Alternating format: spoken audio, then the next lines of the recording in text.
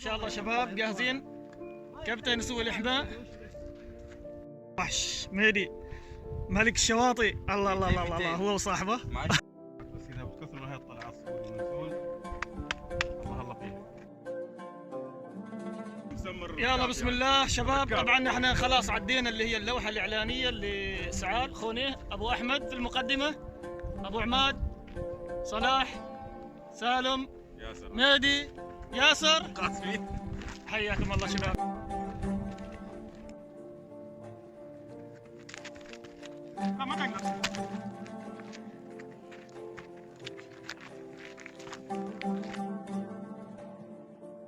This is a wonderful experience.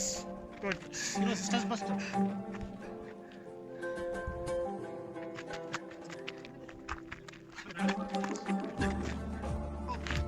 This is where we've been getting captured. We're really enjoying this hike. We're enjoying Oman. It's really challenging and rewarding to be here. Right backside there will be, you will see a sunset happening at 5:21. Let's enjoy all the very best. Hi everyone. Please come. وحش ابو احمد.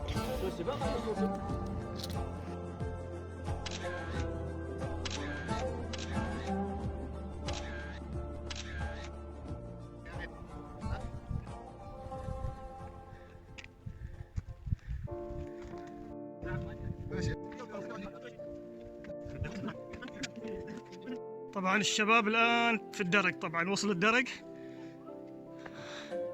هذا بداية الدرج. قبل تقريبا نحن عاد في حدود 100 درجة صعدنا ومستمرين ان شاء الله. دكتورة الاسنان المعروفة. اسمك من؟ سامي عصفور. وايش رايك وانطباعك عن هذا المسار؟ مسار جميل جدا اللي يحسن لياقة التنفس والجسدية كمان. شكرا. رياضة ممتازة صراحة. ما شاء الله.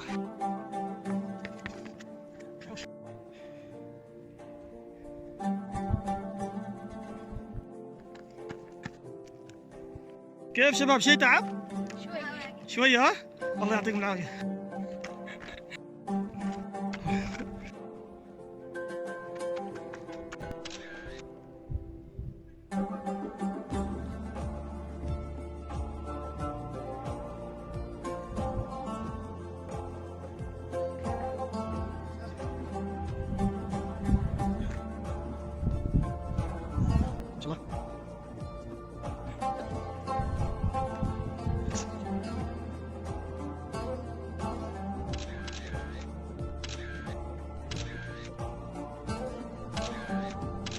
في القمة سالم وصلاح وحوش.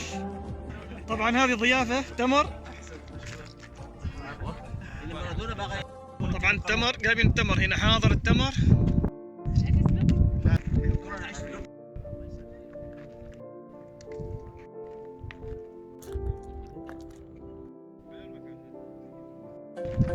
طبعا هذه نحن في طريق العودة الآن.